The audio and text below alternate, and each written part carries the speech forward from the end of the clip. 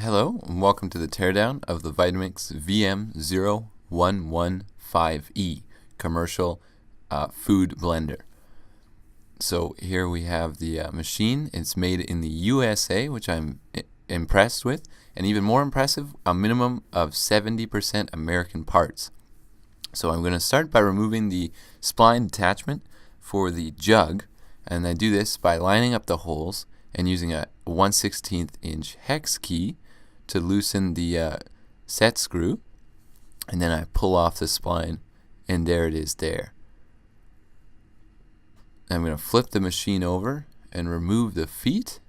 They're quite deep and somewhat reluctant, and then I'll use a Phillips number 2 screwdriver and remove all 4 bottom case screws. Then I'll remove the bottom case by pulling on it from the back first and then the front. And now I'll remove the middle shroud. I'm inspecting the motor here, and now I'm going to use a 1/4 inch wrench and remove the brush nut. And then I'm going to remove the brushes, which is a tricky task, and I had to press the brush in with a screwdriver and then remove the full brush. And the brushes on this machine are huge. They're very, very large. Now I'm testing the bearing to see if it's seized, and it's running well. And now I'm doing something that I should explain what I'm doing. So this machine basically has a problem. It's been sparking, and it's very loud. You can hear it from the outside, and it's not good. So I'm fixing it, and how I'm doing that is I'm sanding down and cleaning the commutator on the motor. So here's me doing that, cleaning it, after sanding it, and doing it again after that. And now I'm going to reinstall the brushes, and they'll just slide on and in, but you have to press them down the whole time, as well as be careful not to damage them at all. They're kind of softer graphite. And then I'm going to reinstall the screw and make everything straight and true. Make sure it doesn't bind up on anything. Now I'm going to check that and make sure it's all running well. This is a single direction motor.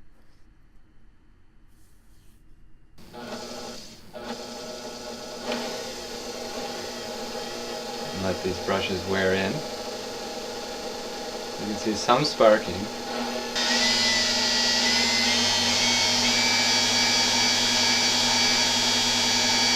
Less sparking at 29%. Now, this is the base of the machine, and there's some black foam in here, and it's full of carbon dust. So I'll clean that. And here's the midsection of the machine, and there's the data port for programming the machine, and it's a 10-pin connection. Now here's the power board for the machine, and there's a metal heatsink with a second layer to it with 4 what I think are MOSFETs down below. Here's the user interface board, which is glued to the machine, to my dismay. That makes repairability a little annoying, and also it's accessible through the machine to dust, which isn't great. Now here's the machine itself, and I've washed everything, and here's the base now after. That's that black carbon foam. It's actually white. And so I've washed that, and it's ready to be reassembled. So the feet, the midsection, all clean and tidy, and the bottom of the machine, nice and clean. So we're going to reinstall everything, starting with the programming port, which I'll screw back on, and those are small Torx screws. Now the midsection gets placed back on the machine and pressed down firmly. And then the bottom of the machine goes on. And this machine goes together so well.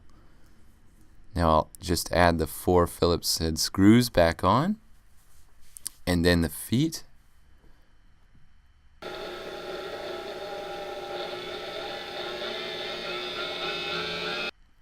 And here we are reinstalling the jug spline attachment member with the hex key and ensuring it's on tight. Now I'm going to install the shroud. This is a commercial blender, and it has a noise reduction shroud as well as a a safety shroud. So it's a thick acrylic plastic. And it goes on. It's a little bit tricky. They're dovetails along the side, and they clip in.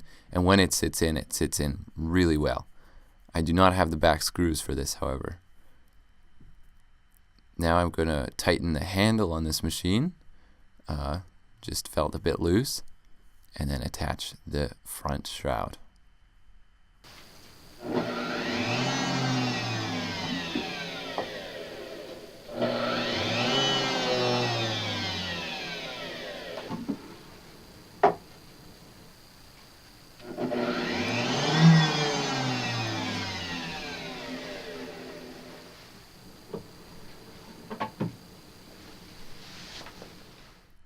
So that's it. That's all done, and it's working now really well, making great smoothies and liquefying all sorts of fruits and veggies. And I was going to say, I will mention that I did find this machine in the garbage from Orange Julius. So that's interesting, and so it's still working today, and it's manufactured in 2010, but the motor was manufactured in 2013. So thank you very much for watching, and have a good day.